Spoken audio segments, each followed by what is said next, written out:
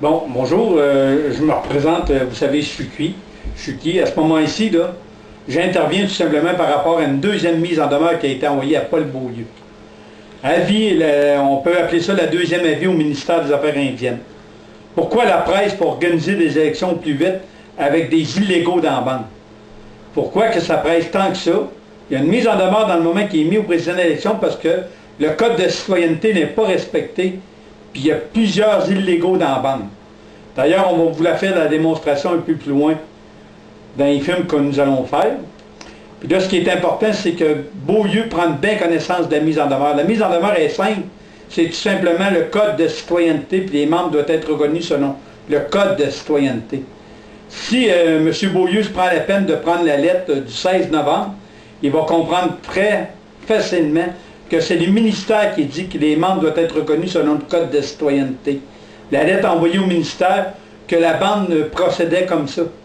Là, après ça, on dit membres retrouvés sur une liste de bande. Imaginez-vous, membres retrouvés sur une liste de bande, on ose même vous dire qu'on va faire des élections par la poste, qui est complètement à l'encontre des règlements de la nation. Quand on parle de règlement de la nation voté en Assemblée générale, là, comment est-ce qu'on peut faire dans un conseil de bande? D'ailleurs, dans ce moment, il y a juste 2 conseillers à la nation. Les 2 autres ne sont pas là. Puis à partir de là, on décide que c'est de même que ça s'enligne. Pourquoi ça presse tant que ça, les élections? Là? Il faudrait s'interroger pour camoufler tout ce qui s'est passé durant ces 3 ans-là. Là. On vient de vivre un procès de 3 semaines. J'espère que les membres, on doit savoir ce qui s'est passé dans la nation. Puis où est-ce qu'on est? Qui apporte de la vérité? Là? On fait des élections à la presse pour camoufler plein de choses qui ont été faites. Non, ce coup-ci, on est rendu trop loin. Trop loin par rapport à ce qui se passe dans la bande de Vigée. Puis les Canadiens, on doit savoir ce qui se passe dans la bande de Vigée aussi, parce que ce sont les payeurs.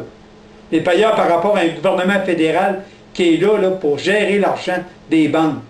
Si à ce moment-là, l'argent est donné à du monde qui sont non autochtones, qui sont des illégaux dans la bande, comment est-ce que le gouvernement peut oser pour mettre de la pression pour faire des élections à tout prix?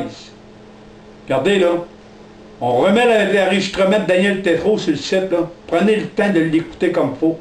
Puis à l'intérieur de ça, on va mettre la lettre du 16 novembre envoyée par Camille Simard.